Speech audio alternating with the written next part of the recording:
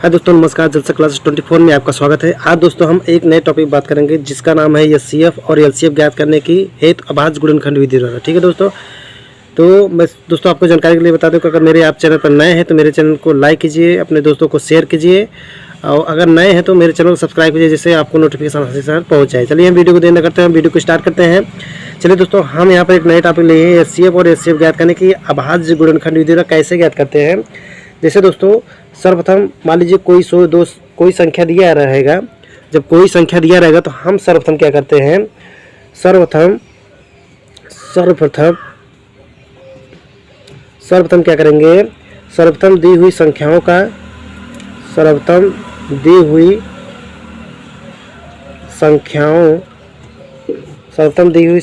के सभी अभाज्य गुणनखंड करेंगे। ठीक है दोस्तों, अभाज्य गुणनखंड करेंगे। तो मैं आपको जानकारी बता दूं, कोई भी संख्या दिया है, जैसे मान लीजिए कोई संख्या दे दिया है ए और बी, कोई संख्या ए और बी दे दिया है, तो सर्वप्रथम दी हुई संख्याओं का अभाज्य गुणनखंड करेंगे। अभाज्य गुणनखंड कैसे निकाला जाता है हम आपको बताएंगे अभी। तो दूसरे नंबर क्या करेंगे कि लिखेंगे कि दो या दो से अधिक जब दो या दो से अधिक संख्याओं का एचसीएफ निकालना है। जब दो या दो से अधिक संख्याओं का हमको क्या निकालना है, एचसीएफ निकालना। तो कैसे निकालेंगे, तो जो संख्या दिया रहेगा, जो संख्याओं का हम अभाज्य गुणनखंड निकालेंगे, संख्याओं में प्रत्येक उभयनिष्ठ अभाज्य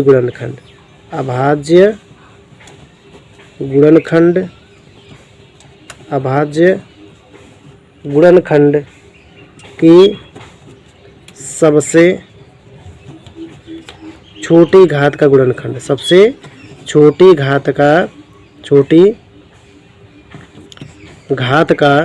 गुणनखंड हमारा क्या हो जाता है, एचसीएफ। ठीक है दोस्तों, हमको दो या दो से अधिक का एचसीएफ निकालना है। तो सिंपली क्या करेंगे, संख्याओं में प्रत्येक उभयनिष्ठ अभाज्य संख्याओं का गुणनखंड की सबसे छोटे गुणनखंड हम लिखेंगे। तो हमारा क्या हो जाएगा, एचसीएफ हो जाएगा। क्या हो जाएगा हमारा ये एचसीएफ हो जाएगा। अब हमको निकालना है दो या दो से अधिक संख्याओं का, इसे दो या दो से अधिक संख्या का क्या निकालना है, एलसीएम मतलब लघुत्तम समावर्तक। ठीक है, तो इसमें क्या करेंगे, संख्याओं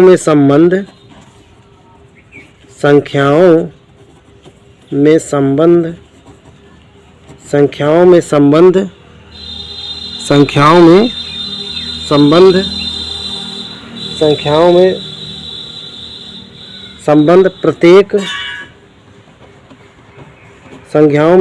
प्रत्येक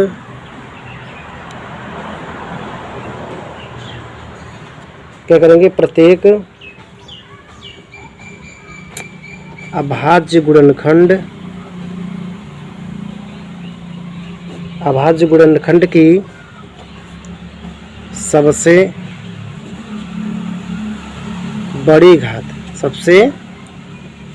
बड़ी घात का हम गुणनफल लेंगे। ठीक है दोस्तों, हमको एलसीएम निकालने के लिए क्या करेंगे, जब दो या दो से संख्याओं का एलसीएम निकालना है तो संख्याओं में संबंध प्रत्येक अभाज्य गुणनखंड की सबसे बड़ी घात का गुणनफल करेंगे। ठीक है दोस्तों, अब हम आगे चलते हैं। दोस्तों, यहाँ पर बात कर रहे हैं किन्हीं दो धनात्मक पूर्णांक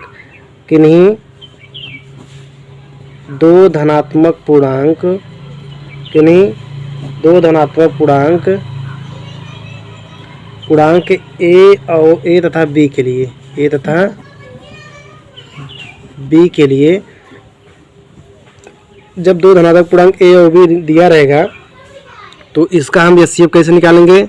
तो लिखेंगे क्या, ए गुणे बी, पहली संख्या गुणे दूसरी संख्या बराबर एचसीएफ किसका, ए कामा बी का, फिर गुणे एलसीएम करेंगे किसका, ए कामा बी का। ठीक है दोस्तों, अब हम यहाँ से HCF निकालेंगे। HCF ए कामा बी का लिखेंगे ए गुणे बी बटे LCM ए कामा बी का। ठीक है दोस्तों, इसी प्रकार हम LCM निकाल सकते हैं इसका।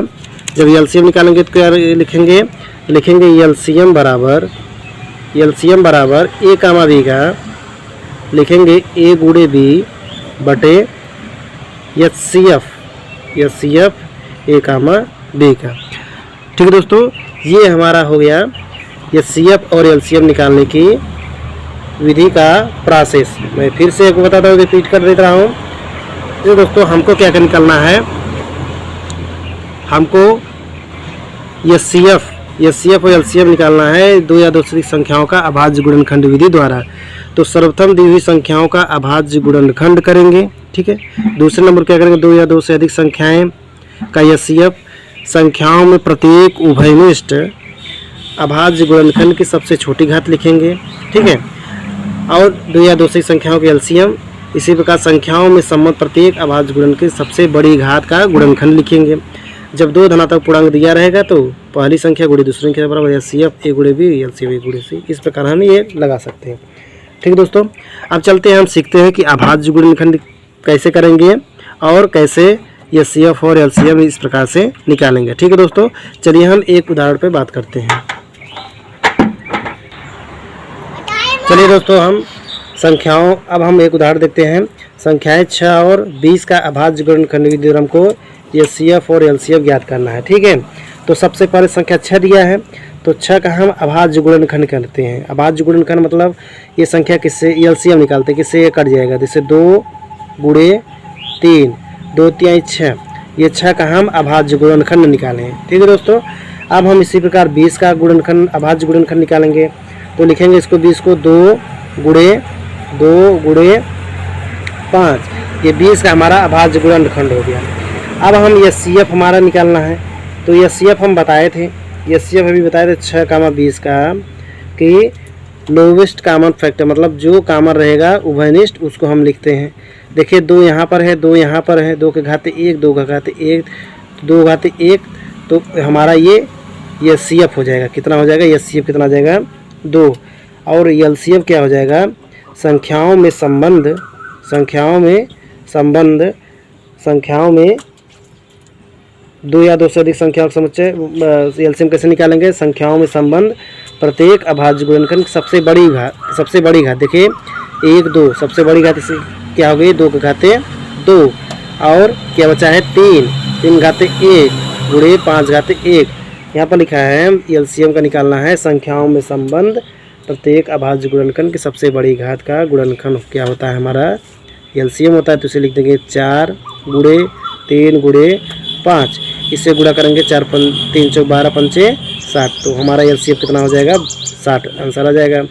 इसी प्रकार LCM निकाले हैं, तो इसमें कैसे निकालें, 6 बिंदु का प्रत्येक उभयनिष्ठ अभाज्य गुणनखंड सबसे छोटी घात का गुणनखंड लिखेंगे। चलिए दोस्तों, आशा करता हूँ कि आप लोगों को ये वीडियो को अच्छा लगा होगा। अगर वीडियो को अच्छा लगा होगा तो दोस्तों वीडियो को लाइक कीजिए, सब्सक्राइब कीजिए, अपने दोस्तों को शेयर कीजिए। ठीक है दोस्तों, तब तक के लिए दोस्तों जय हिंद जय भारत।